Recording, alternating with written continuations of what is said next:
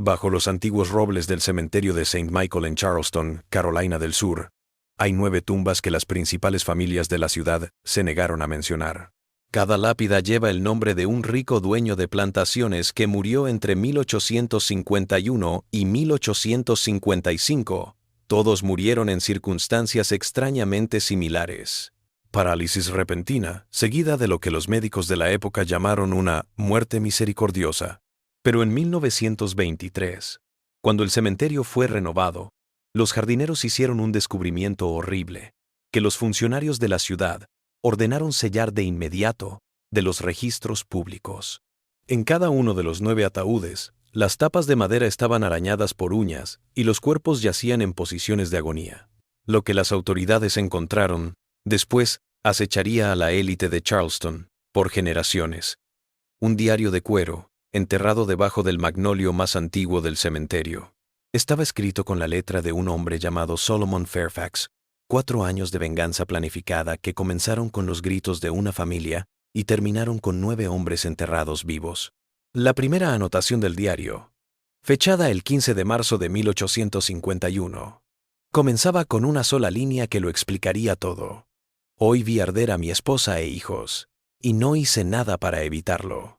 Charleston, en la década de 1850, era la perla de la aristocracia sureña, con mansiones de columnas blancas que bordeaban el río Cooper y riquezas amasadas con arroz y algodón, que forjaron dinastías que parecían inmortales.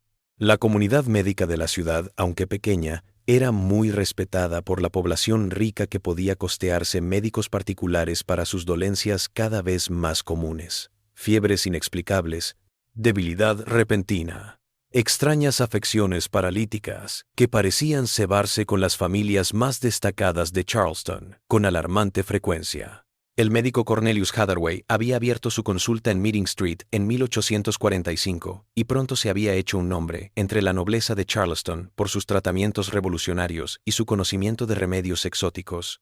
Su éxito se debió en parte a su brillante asistente, un esclavo llamado Solomon Fairfax, que tenía un conocimiento casi sobrenatural de hierbas medicinales y productos químicos. Solomon había sido comprado para la oficina del doctor. Hathaway, tras demostrar habilidades en medicina botánica, habilidades que habían pasado de generación en generación, curando en diversas plantaciones locales de las tierras bajas de Carolina. Solomon Fairfax no era el típico esclavo de campo que poblaba las plantaciones de Charleston. Alto, de mirada observadora que parecía registrar todo a su alrededor, había sido criado junto a los hijos de su antiguo amo, aprendiendo a leer y escribir antes de que esto fuera prohibido. Su manejo de vocabulario médico en latín dejó al Dr. Hathaway, que se había vuelto muy dependiente de la habilidad de Solomon para mezclar pociones complejas y asistir en procedimientos delicados. Los pacientes ricos que acudían a Hathaway se acostumbraron a la presencia de Solomon, y a menudo lo pedían por sus formas suaves y su comprensión intuitiva de sus dolencias. Pero la vida de Solomon no siempre se había limitado a las paredes estériles de una consulta médica, 32 años antes de ver al doctor. Hathaway había residido en la plantación Pemberton, a 15 millas de Charleston.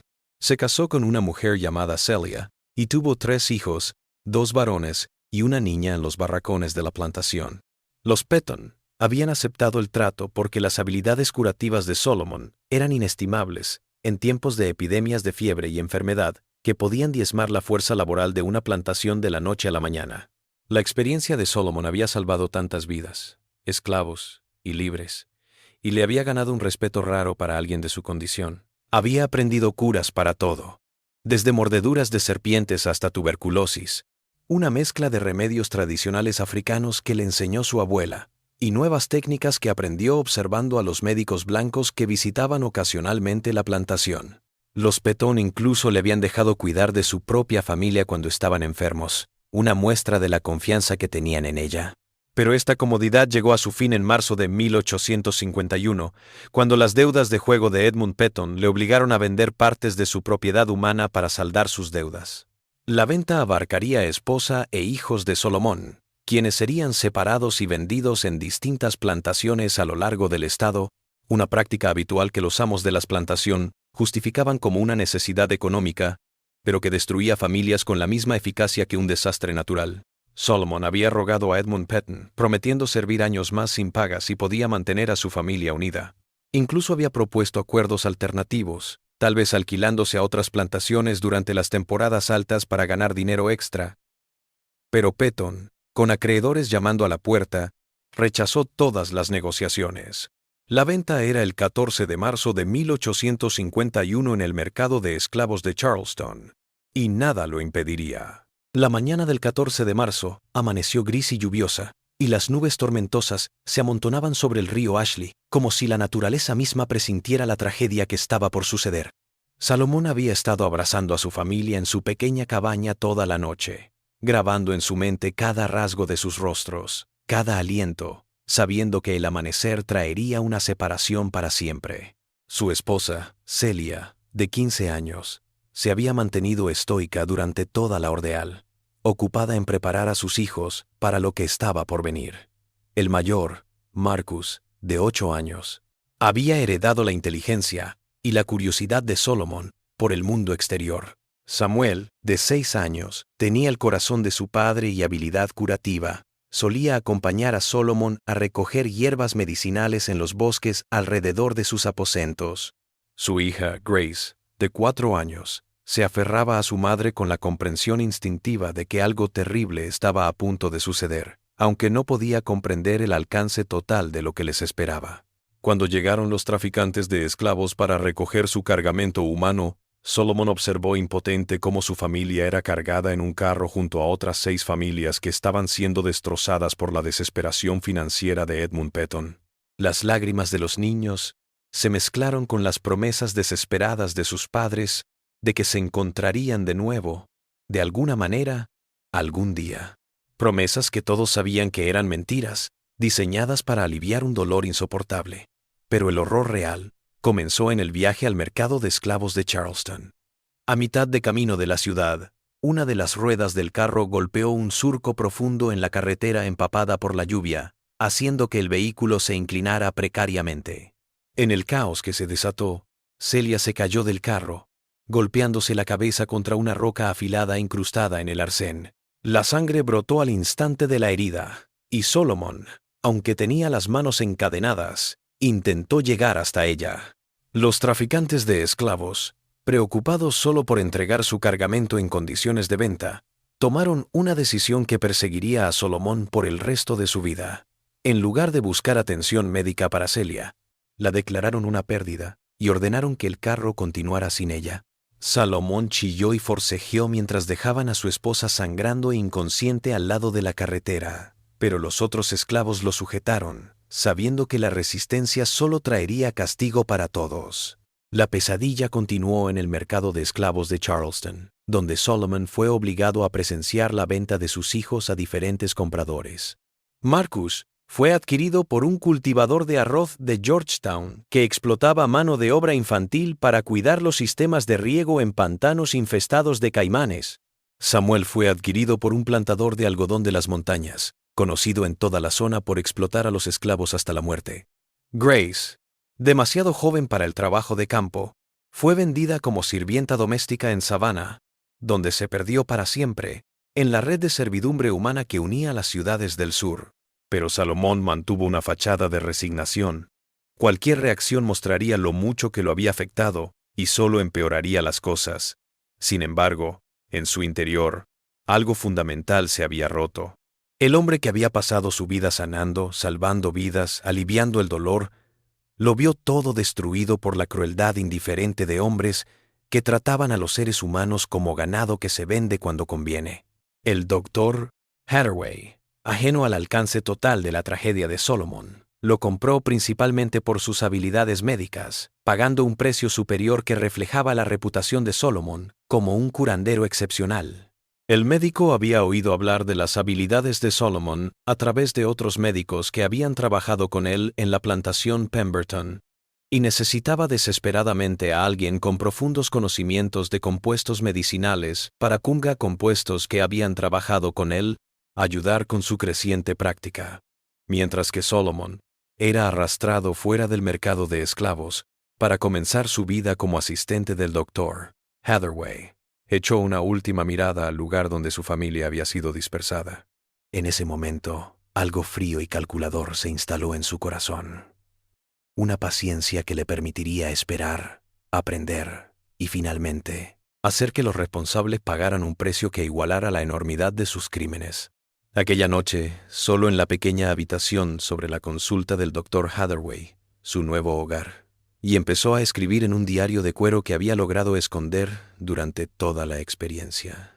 Su primera anotación, realizada a la luz de las velas con la caligrafía que había aprendido de niño, comenzaba con las palabras que definirían los próximos 4 años de su vida. Hoy vi quemarse a mi esposa e hijos y no hice nada. Pero estoy vivo, y recuerdo cada cara, cada nombre, cada risa mientras mi mundo se extinguía. Creen que me han destrozado, pero solo me han enseñado paciencia. Los meses que siguieron a la primera visita de Solomon al consultorio del Dr. Hathaway se deslizaron en un torbellino de procedimientos médicos de rutina y vigilancia atenta. Solomon cumplió con sus deberes con la misma tranquila competencia que siempre había mostrado, mezclando compuestos, preparando salas de tratamiento y ayudando con la atención al paciente. Pero tras esta apariencia de aceptación, estaba realizando otro tipo de estudio, aprendiendo los secretos de la comunidad médica de Charleston y las ricas familias que eran pacientes del Dr. Hathaway. El Dr. Hathaway, un viudo de 50 años sin hijos, se había vuelto muy dependiente de la sabiduría de Solomon. El médico padecía de artritis, lo que hacía que el trabajo de precisión fuera cada vez más difícil, y las manos firmes de Solomon y su conocimiento enciclopédico de preparaciones medicinales se habían vuelto indispensables para la práctica. Más importante aún, para los planes en desarrollo de Solomon, el Dr. Hathaway había comenzado a permitirle manejar ciertas interacciones con los pacientes de forma independiente, particularmente cuando se trataba de afecciones crónicas que requerían un monitoreo y tratamiento regulares. La élite adinerada de Charleston, acostumbrada a la mejor atención médica disponible, inicialmente veía a Solomon con la típica mezcla de indiferencia casual y aprobación condescendiente que caracterizaba sus interacciones con esclavos cualificados. Pero su evidente habilidad y su cortesía le fueron ganando una confianza que sería vital para sus planes. Los pacientes comenzaron a solicitarlo específicamente, elogiando su toque suave y su aparente comprensión intuitiva de sus dolencias. En este tiempo, Solomon estudió los historiales de cada familia rica que acudía a la consulta. Conoció sus negocios, sus contactos y sobre todo su participación en el comercio de esclavos que había arruinado a su familia. A través de una escucha atenta y discretas averiguaciones entre otros esclavos que trabajaban en las grandes casas de Charleston, recopiló información detallada sobre los hombres que habían participado o se habían beneficiado de la subasta que dispersó a sus hijos por todo el sur. Su investigación reveló que Edmund Petton había sido meramente un eslabón en una cadena de explotación mucho más grande. El mercado de esclavos de Charleston operaba con el apoyo y la participación de los ciudadanos más respetados de la ciudad, hombres que servían en juntas eclesiásticas y comités de caridad mientras trataban simultáneamente a los seres humanos como ganado para ser comprados y vendidos con fines de lucro. Estos eran los hombres que asistían a elegantes cenas para discutir literatura y filosofía, mientras su riqueza se construía sobre el sufrimiento de familias como la de Solomon. Entre sus pacientes frecuentes se encontraba el Dr. Hathaway. Solomon identificó a 9 hombres que tenían conexiones directas con la destrucción de su familia. Algunos habían estado presentes en la subasta, pujando por el cargamento humano con el mismo interés desinteresado que mostrarían al comprar caballos o ganado. Otros habían proporcionado respaldo financiero para la operación de trata de esclavos, prestando dinero a traficantes que se especializaban en la desintegración de familias para maximizar las ganancias. Algunos habían comprado esclavos de la misma subasta que había vendido a sus hijos, contribuyendo al sistema que trataba a los seres humanos como bienes fungibles. A medida que 1851 avanzó hacia 1852, Solomon comenzó a experimentar lo que él llamó en privado su educación en química avanzada. La biblioteca médica del Dr. Hathaway contenía numerosos textos sobre compuestos farmacéuticos, incluidas descripciones detalladas de varias sustancias que podían producir parálisis, inconsciencia o la apariencia de muerte. mientras dejaban la mente de la víctima totalmente consciente. Estos libros, escritos para fines médicos legítimos, se convirtieron en los libros de texto de Solomon, en un plan de estudios de venganza.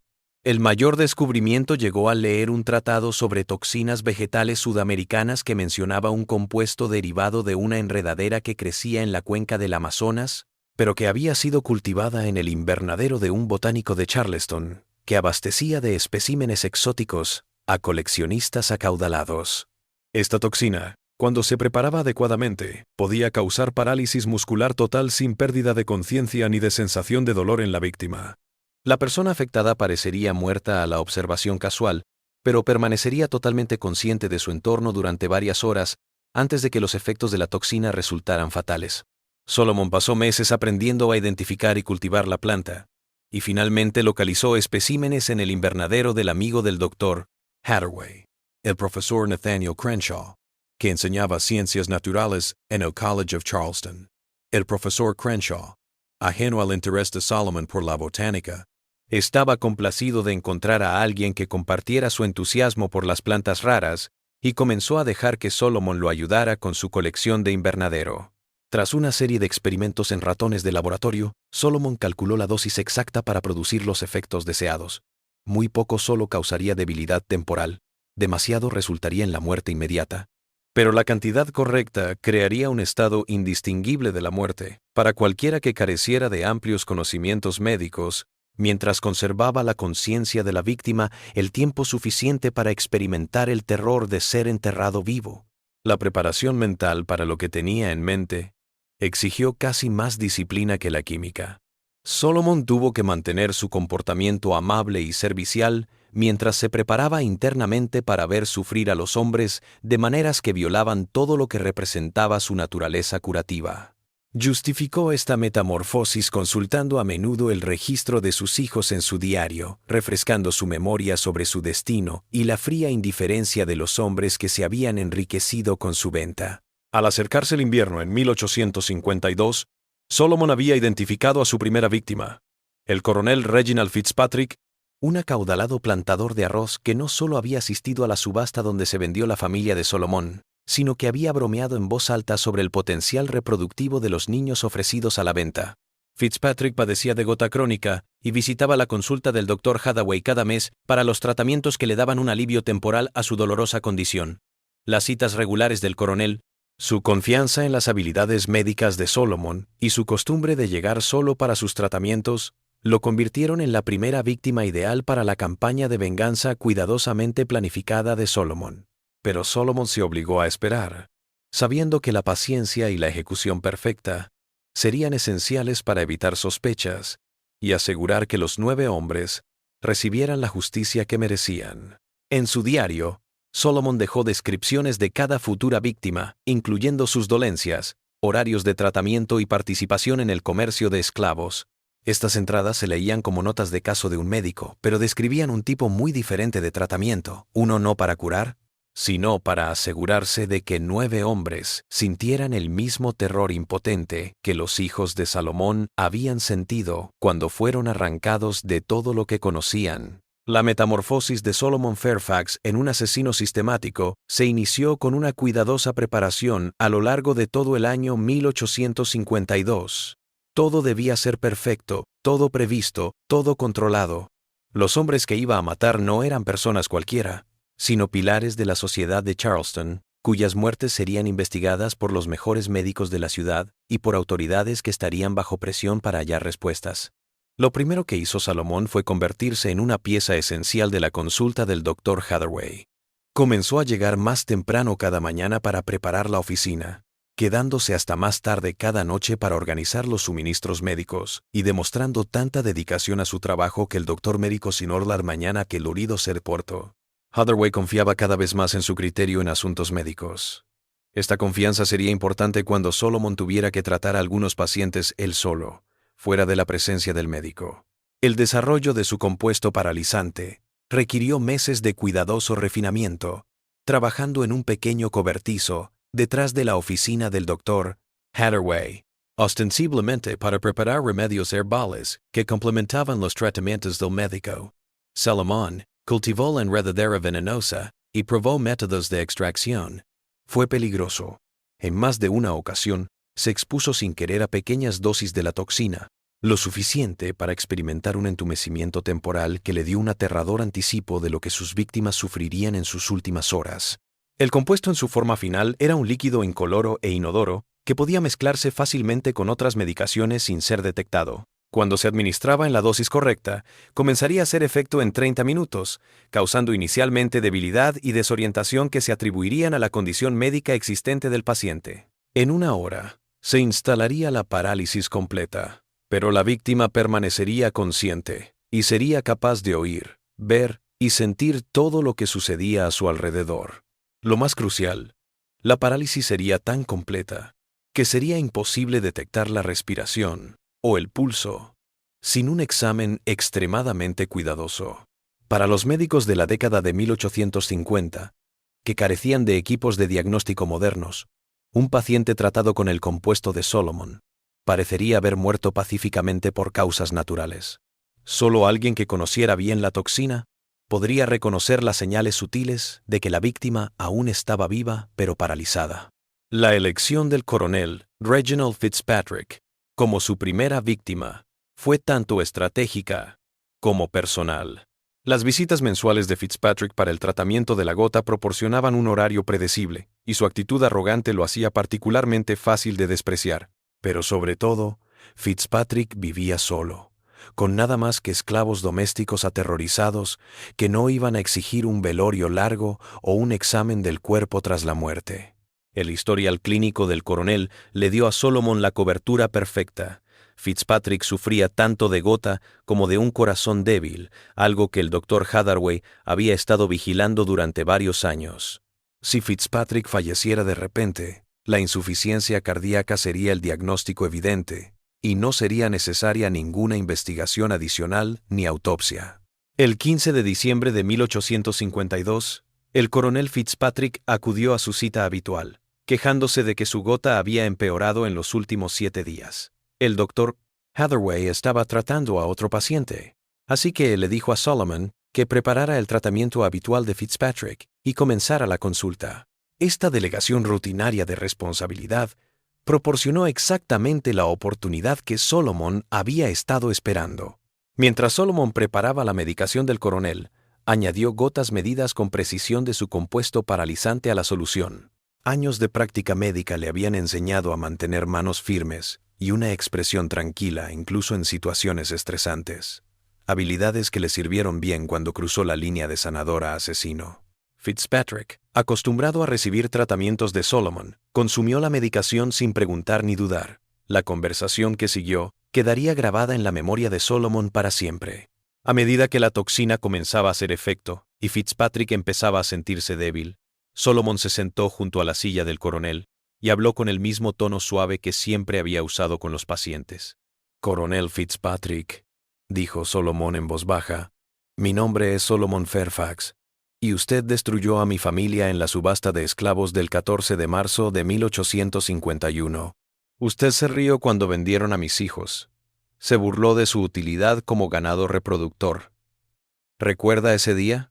Los ojos de Fitzpatrick, ya vidriosos por el avance de la parálisis, mostraron un destello de reconocimiento y luego un horror creciente al darse cuenta de lo que estaba sucediendo. Quiso gritar, pedir auxilio, pero le habían robado la voz junto con la movilidad. Salomón prosiguió, con el mismo tono calmado y profesional. «Aún no está muriendo, coronel. La medicina que le inyecté ha paralizado todos sus músculos, pero su mente está intacta. Puede escuchar cada palabra que estoy diciendo. Puede sentir todo lo que le está sucediendo. En una hora, el doctor Hathaway lo revisará y lo declarará muerto por insuficiencia cardíaca. Su cuerpo será preparado para el entierro y mañana por la noche lo colocarán en su ataúd y lo enterrarán en el cementerio de St. Michael». Solomon se inclinó más, asegurándose de que Fitzpatrick pudiera ver su rostro con claridad. Pero no morirá hasta horas después del entierro. Estará consciente mientras la tierra cae sobre su ataúd. Escuchará cada sonido. Sentirá cada sensación y tendrá mucho tiempo para pensar en lo que le hizo a mis hijos. Es entonces cuando comprenderá lo que realmente se siente el terror. La parálisis era ahora total.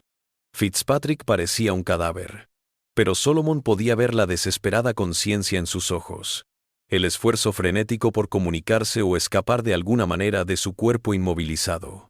Salomón le tomó el pulso y la respiración al coronel con la precisión de un médico, y certificó que ambos eran tan débiles que resultaban imperceptibles sin equipo. Cuando el doctor Hathaway entró en la sala de tratamientos 5 minutos más tarde, encontró a Solomon de pie, respetuosamente, junto a lo que parecía ser el cuerpo del coronel Fitzpatrick, con una expresión de preocupación y tristeza apropiadas. «Me temo que el coronel está muerto, doctor», dijo Solomon en voz baja. Su corazón se detuvo mientras preparaba su próxima terapia. Pareció marcharse en paz. El chequeo del doctor Hathaway confirmó el diagnóstico de Solomon. El coronel no respondía, y teniendo en cuenta su historial cardíaco, la causa de la muerte parecía evidente.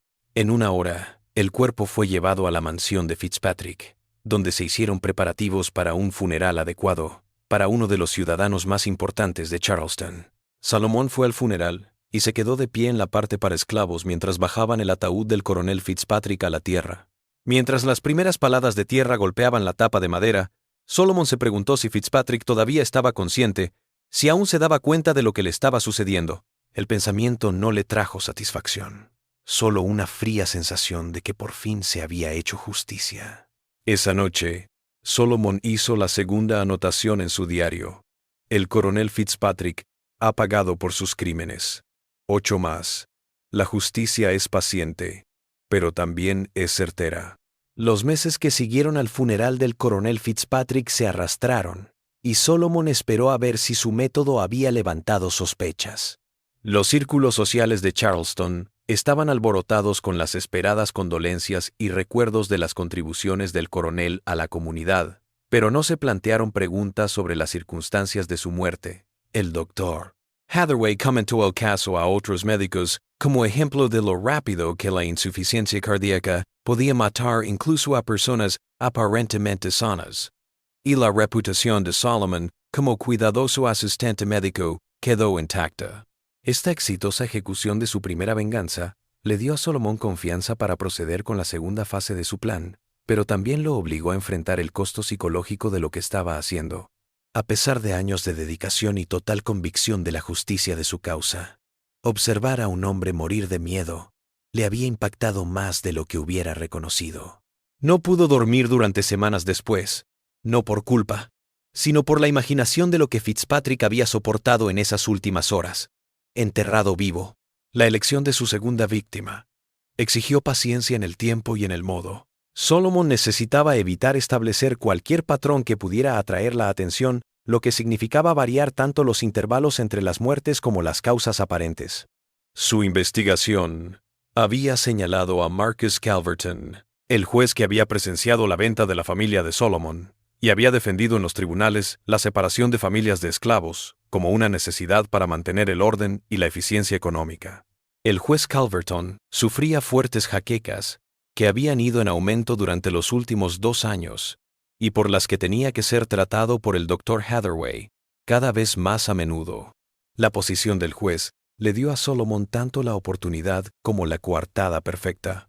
Era bien sabido que los enfermos de migraña a veces sufrían accidentes cerebrovasculares mortales, y la edad de Calverton hizo que ese resultado fuera plausible desde el punto de vista médico. Pero antes de que Solomon pueda llevar a cabo su plan contra el juez Calverton, algo inesperado amenaza con descarrilar toda su venganza.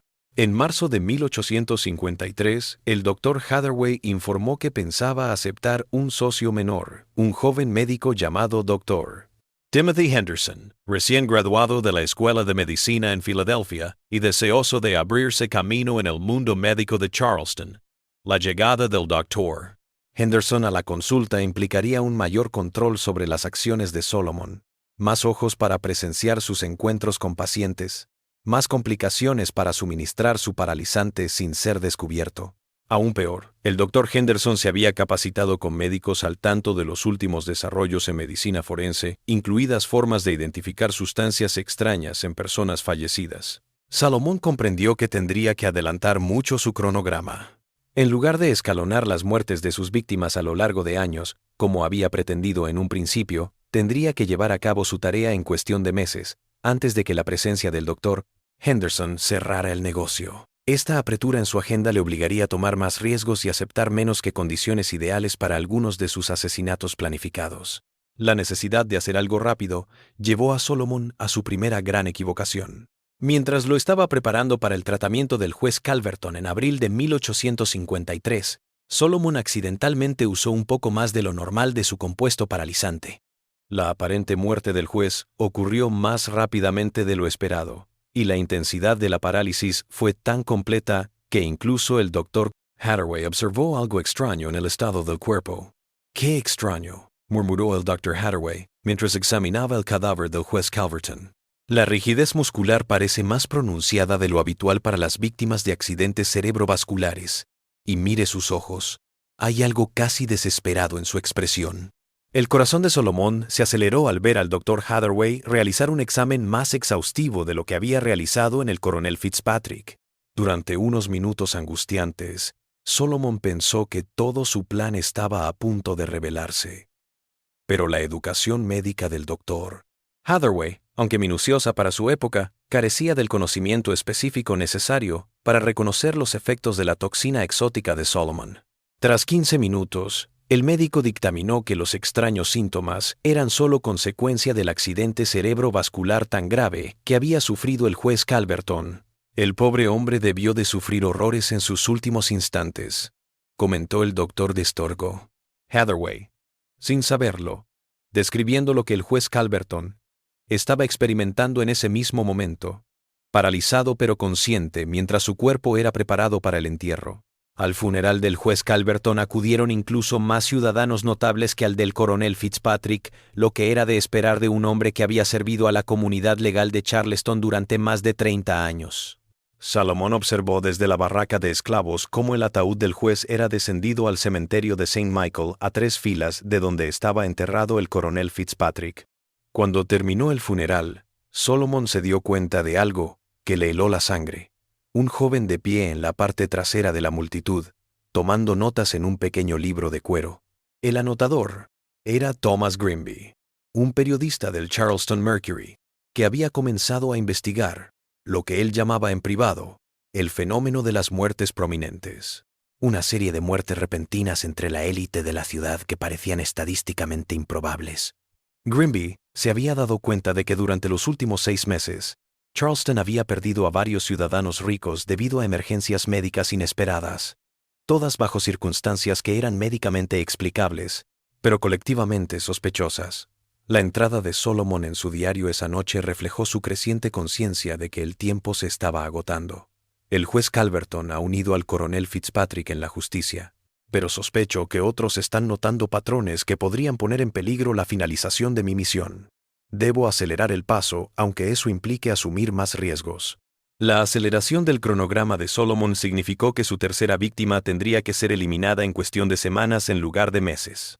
Seleccionó al capitán William Dandridge, un armador que había transportado esclavos desde Charleston a mercados por todo el sur, y que había supervisado personalmente la carga de cargamento humano con la misma atención al detalle que mostraba al manipular valiosos envíos de algodón. El capitán Dandridge tenía un objetivo inusual. Las víctimas anteriores habían acudido al despacho del Dr. May Hathaway a menudo por enfermedades crónicas. Dandridge solía estar sano y solo acudía al médico por lesiones menores que sufría mientras trabajaba en el mar. Solomon tendría que fabricar una oportunidad donde no existía. La respuesta llegó a través de la red de contactos de Solomon entre los esclavos de Charleston. Los esclavos de cocina que trabajaban en las grandes casas a lo largo de la batería a menudo reunían información sobre las actividades de sus amos y la compartían con esclavos de otros hogares. A través de estas redes clandestinas de inteligencia, Solomon se enteró de que el capitán Dandridge estaba organizando una cena para lo más granado de la Sociedad Marítima de Charleston el 20 de mayo de 1853. La cena le daría a Solomon la cobertura perfecta para deshacerse de su tercera víctima y reunir información sobre posibles futuras víctimas. La cocina para estos eventos generalmente se tomaba prestada de otras casas, y Solomon se había hecho amigo de algunos esclavos que cocinaban. Con una planificación cuidadosa, podría arreglarse para ayudar a servir la cena, dándole acceso directo al capitán Dandridge y a sus invitados. Pero mientras Solomon pulía sus planes para la cena, Thomas Grimby estaba investigando la reciente serie de muertes de alto perfil en Charleston. El periodista había comenzado a visitar el cementerio de St. Pierre. Michael lo visitaba con frecuencia, tomando nota de los entierros recientes y registrando los historiales médicos de los difuntos. Lo que descubrió pronto amenazaría todo lo que Solomon había construido. La noche del 20 de mayo de 1853 marcó el principio del fin para la metódica venganza de Solomon Fairfax. La cena en la mansión del capitán Dandridge en East Bay Street reunió a 12 de los comerciantes navieros más influyentes de Charleston, creando una oportunidad sin precedentes para que Solomon estudiara a múltiples posibles víctimas mientras eliminaba a su objetivo principal. Solomon había negociado su asistencia a través de Martha, una vieja esclava que dirigía la cocina en las mayores fiestas sociales de Charleston. Martha, ajena a las intenciones de Solomon, aceptó su ayuda para servir la cena elaborada, porque muchos de sus sirvientes habituales habían enfermado con una fiebre que se extendía por los barracones de esclavos del barrio francés. El comedor del capitán brillaba con cristal y plata, mientras la alta sociedad marítima de Charleston se reunía para hablar de la expansión de las rutas marítimas y las ganancias cada vez mayores del transporte de cargamento humano. Solomon se movió por la sala con invisibilidad practicada, rellenando copas de vino y recogiendo platos mientras escuchaba conversaciones que revelaban la brutalidad casual subyacente a la prosperidad económica de Charleston. El capitán Dandridge, un hombre fuerte de unos 50 años, de cabello canoso y manos rugosas por años en el mar, ocupaba la cabecera de la mesa, entreteniendo a sus invitados con relatos de viajes lucrativos y métodos para sacar el máximo provecho a los cargamentos de esclavos. Su dominio de las técnicas para evitar motines de esclavos en alta mar y para mantener con vida el cargamento humano en travesías transatlánticas le convertía en un ser especialmente detestable para Solomon.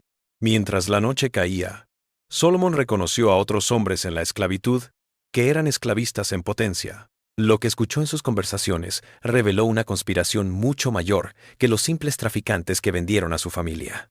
Estos hombres hablaban de seres humanos con la misma indiferencia con la que hablaban de los precios del algodón o de los horarios de envío, considerando la ruina familiar como un coste aceptable de hacer negocios.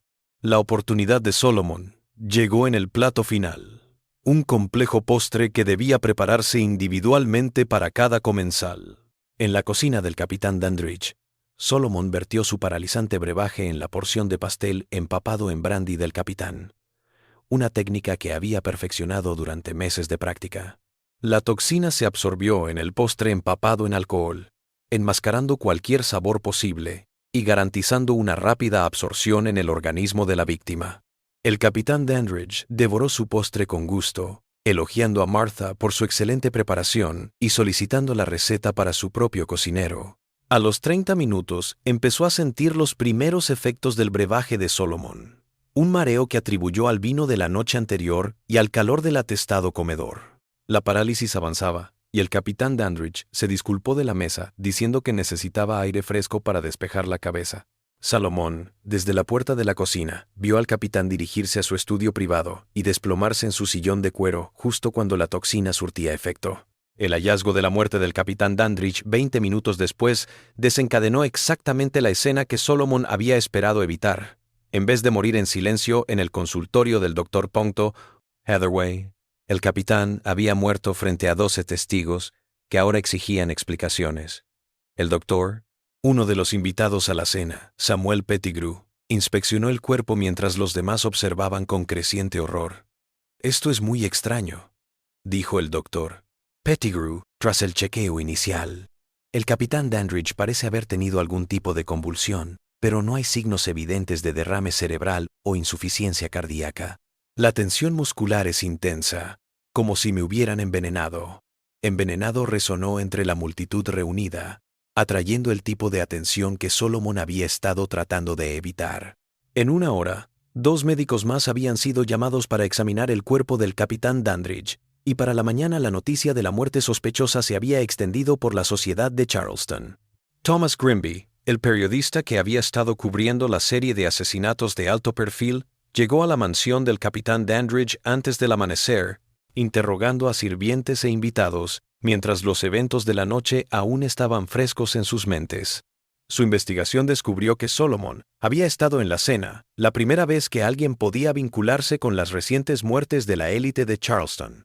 El cerco se apretaba sobre Solomon, pero su tarea no estaba terminada.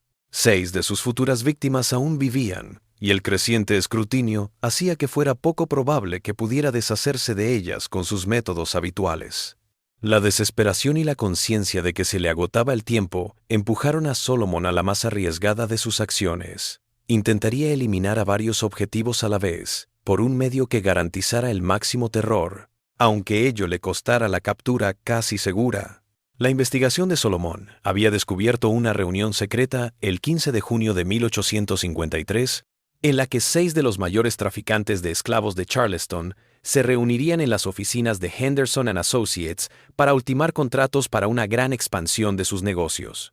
La reunión sería por la noche, después de horas de trabajo, lo que le daría a Solomon la oportunidad de encerrar a los 6 hombres en una habitación. El plan que ideó era simple y aterrador a la vez. Laborando en la noche por 2 semanas, Solomon aprovechó su acceso a materiales médicos para preparar en gran cantidad su paralizante en forma altamente concentrada. En vez de inyectar la toxina en cada víctima, la liberaría en el sistema de aire del edificio a través del sistema de iluminación de gas de la oficina. El edificio de Henderson and Associates utilizaba un sistema centralizado de distribución de gas para lámparas individuales en todo el edificio. Al inyectar su toxina concentrada en la línea principal de gas, Solomon podría garantizar que todos en el edificio estarían expuestos a dosis mortales del compuesto en cuestión de minutos cuando se encendieran las luces para la reunión nocturna. La noche del 15 de junio, Solomon se situó en el callejón, tras el edificio de Henderson and Associates, a la espera de que llegaran los 6 hombres para su encuentro secreto.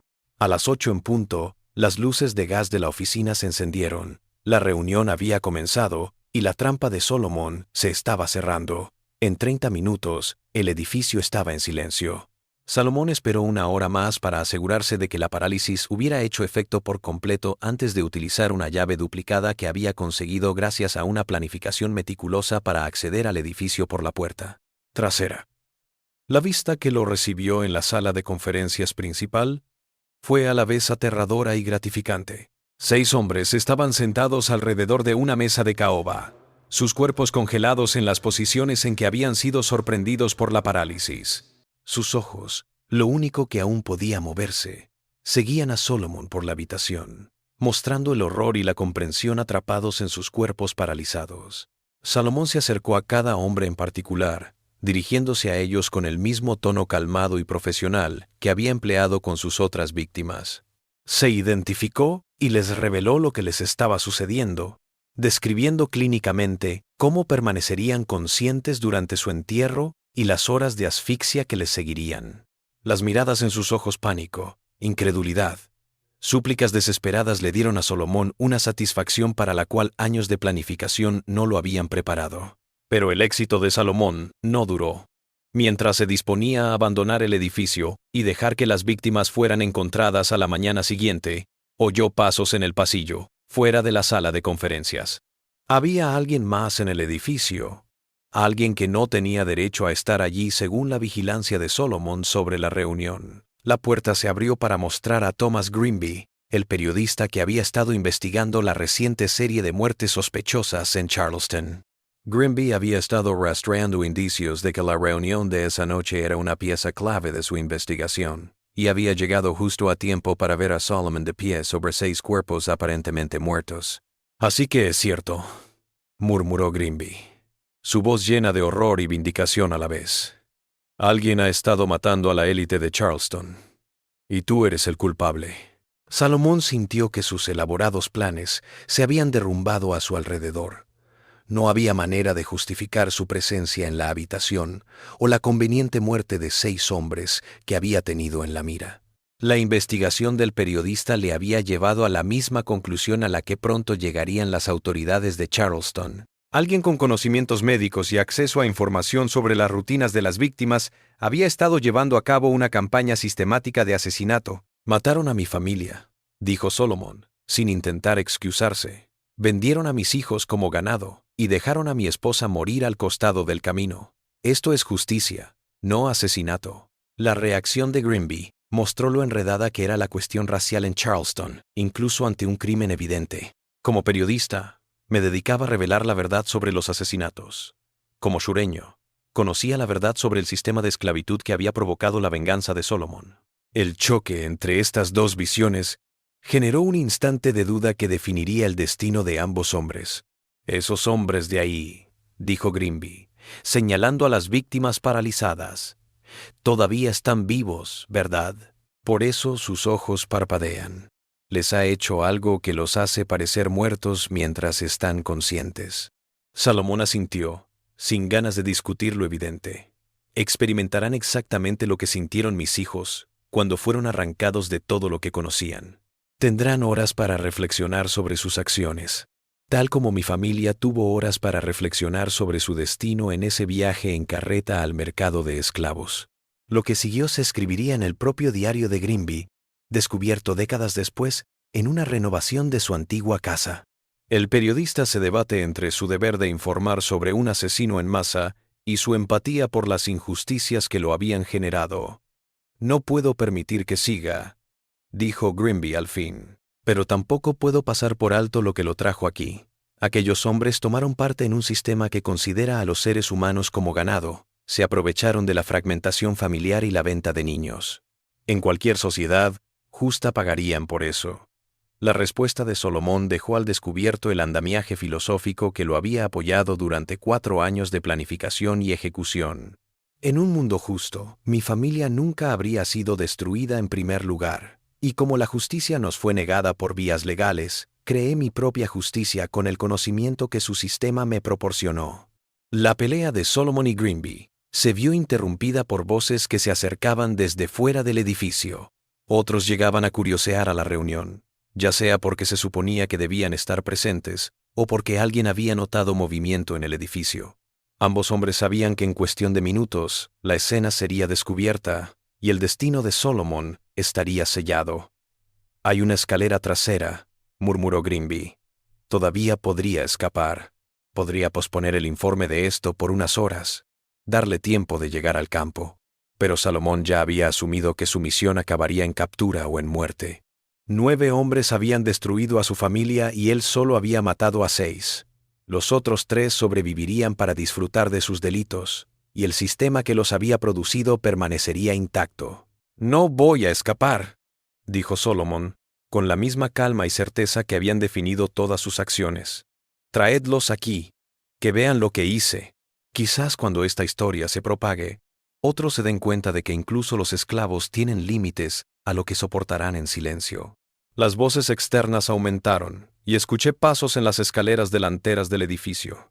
Grimby hizo una elección que lo atormentaría por el resto de su vida. Salvó su historia, no a Solomon. El periodista se acomodó para presenciar y registrar lo que sucedería a continuación, asegurándose de poder ofrecer un relato completo de la captura de Solomon y el descubrimiento de sus víctimas. Cuando los alguaciles de la ciudad de Charleston irrumpieron en la sala de conferencias, se encontraron con una escena inexplicable. 6 ciudadanos destacados sentados alrededor de la mesa de conferencias, muertos, pero sin signos de muerte natural. De pie, al lado de la mesa, había un esclavo que no intentó escapar ni resistirse al arresto, sino que hizo una confesión completa de sus crímenes y una descripción de sus métodos. La confesión de Solomón, tomada por el jefe de policía y archivada en los archivos criminales de Charleston, dio a la policía la información que resolvería no solo las múltiples muertes de esa noche, sino también las extrañas muertes que habían desconcertado a la comunidad médica de la ciudad durante casi 2 años. El veneno paralizante, la forma en que se administraba, la elección de las víctimas por haber participado en el tráfico de esclavos. Todo se registró con la misma precisión metódica con la que Solomon había planificado su venganza. El juicio de Solomon Fairfax fue uno de los casos legales más controvertidos en la historia antes de la Guerra Civil en Charleston, no por ninguna incertidumbre sobre su culpabilidad, sino por las preguntas morales que abrió sobre la esclavitud, la justicia y los límites de la resistencia humana. La fiscalía, en manos del fiscal de distrito Charles Rutledge, lo planteó como un simple caso de asesinato. Un esclavo que había matado a 9 ciudadanos respetables y que debía ser ahorcado para preservar el orden. La defensa designada por el tribunal, encabezada por el renuente abogado Benjamin Crawford, tuvo la tarea casi imposible de defender a un hombre que había confesado varios asesinatos, en lo que decía que era una destrucción justificada de su familia. La defensa de Crawford no se basó en absolver a Solomon, sino en revelar las atrocidades del sistema de esclavitud que había provocado una venganza tan desesperada. El juicio sacó a la luz aspectos del comercio de esclavos de Charleston que habían permanecido ocultos.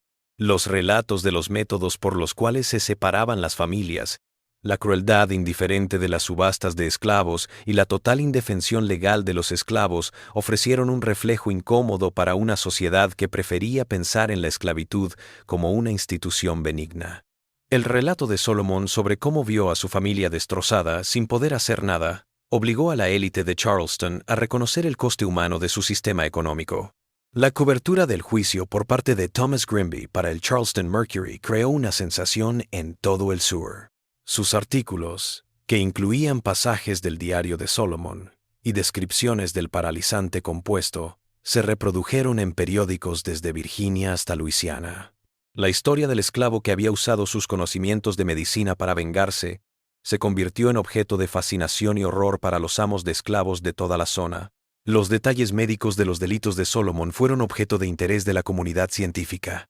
El doctor Hathaway, destrozado al descubrir que su fiel ayudante había aprovechado la consulta como coartada para el crimen, dio un relato completo del conocimiento farmacéutico y el acceso de Solomon a sustancias raras. El descubrimiento de que los esclavos podían tener conocimientos avanzadosos de química y toxicología desafió las ideas preconcebidas sobre su inteligencia y generó discusiones sobre si era prudente instruir a los esclavos. Los 6 hombres que habían sido paralizados en el edificio de Henderson & Associates dieron el testimonio más dramático del juicio. Todos habían sobrevivido a su horrible experiencia.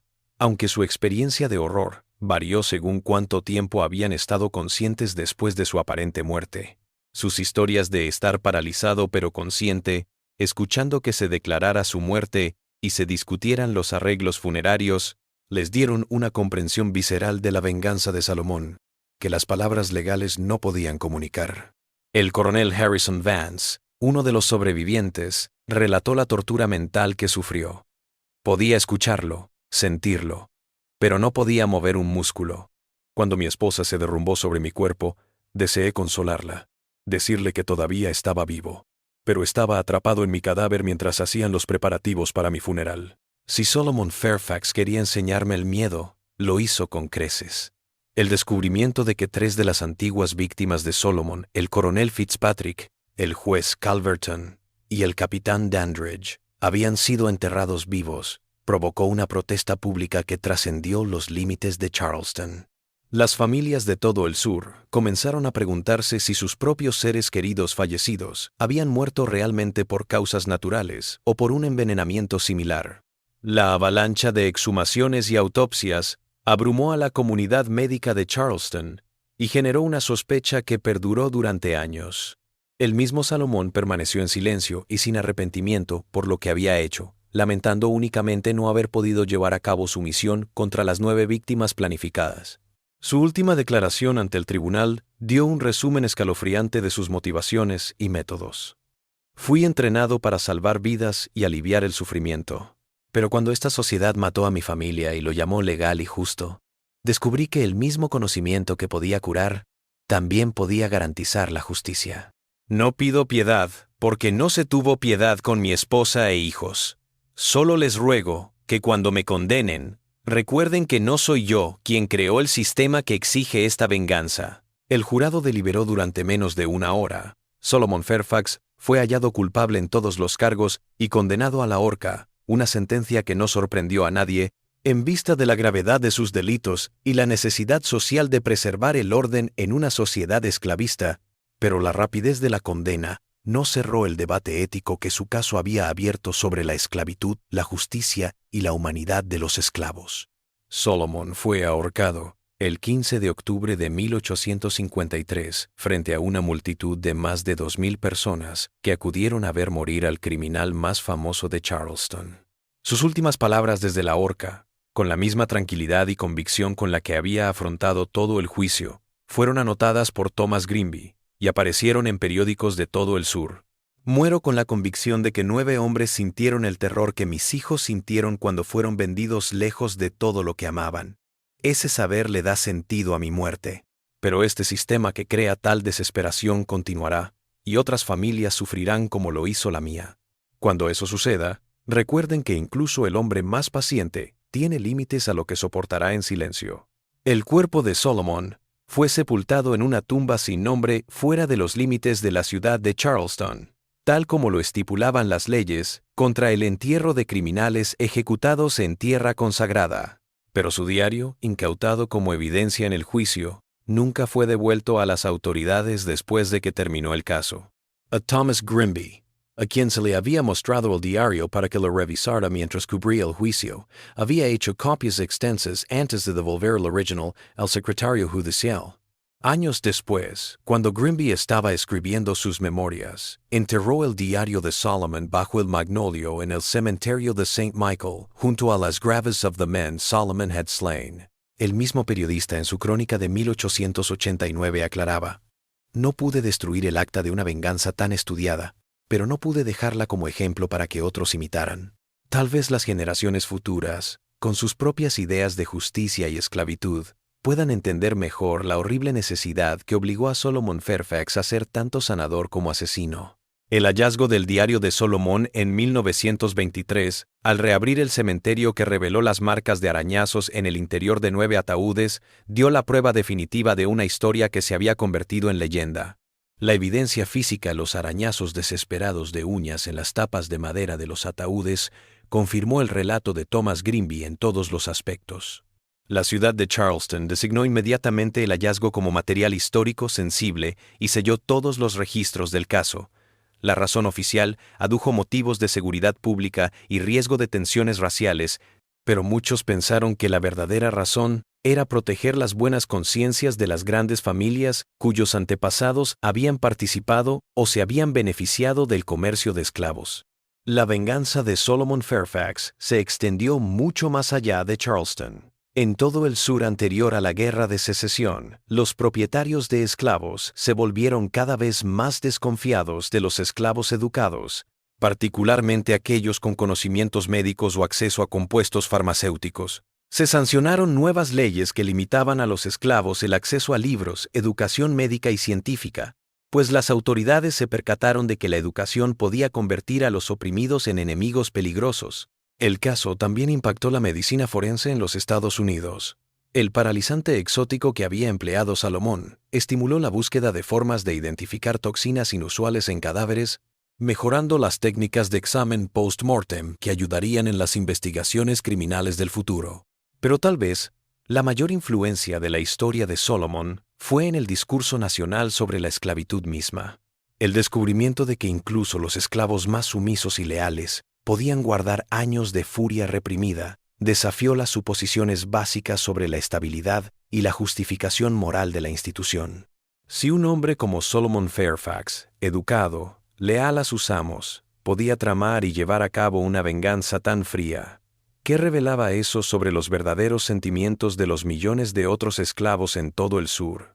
Nos muestra cómo incluso en los momentos más sombríos de la historia de Estados Unidos, los actos de resistencia individuales podían hacer temblar los pilares de sistemas aparentemente invencibles.